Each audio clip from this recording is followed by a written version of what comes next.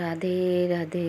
এ দেখো বন্ধুরা, এই আটার মধ্যে আমি সব কিছু মশলা নিয়ে মেখে নিচ্ছি। হ্যাঁ, আজকের হাজব্যান্ড বাড়িতে আছে, বললো আলুর পরোটা খাওয়ার ইচ্ছা হয়েছে। হাজব্যান্ডের ছেলে মিলে প্রেশার কুকারের একদিকে আলু সিদ্ধ করতে দিয়েছি, আর একদিকে আমি এই বেগুন পোড়াচ্ছি, বেগুন আর টমেটো। বেগুন ভাতটা বানাবো, রুটি দিয়ে ভালোই লাগবে খেতে, বুঝেছো? এই যে বেগুনটা মাখছি, তোমাদের দেখাচ্ছি।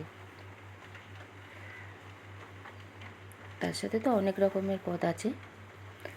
আচ্ছা, আমি কিন্তু আটা দিয়ে করছি, হ্যাঁ, কারণ ময়দা আমি একটা ভিডিওতে দেখেছিলাম ইউটিউবে যে ময়দা খাওয়া ভালো না, তার জন্য আমি ময়দা কোনো কিছুতে ইউজ করি না, সব কিছু আটা দিয়ে।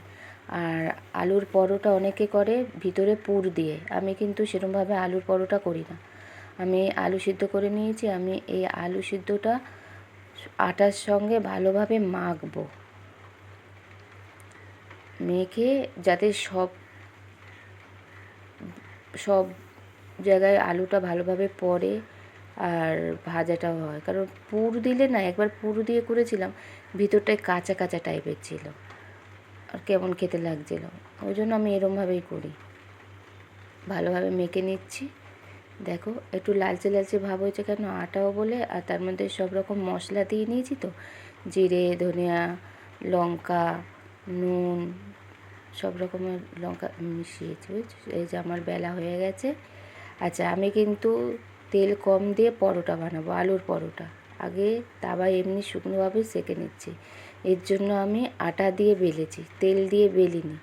কারণ তাহলে একে বৃষ্টি পড়ছে বাইরে, তার মধ্যে পেট খারাপ হলে আর ডাক্তারখানায় এখন যাওয়া খুবই অসুবিধা।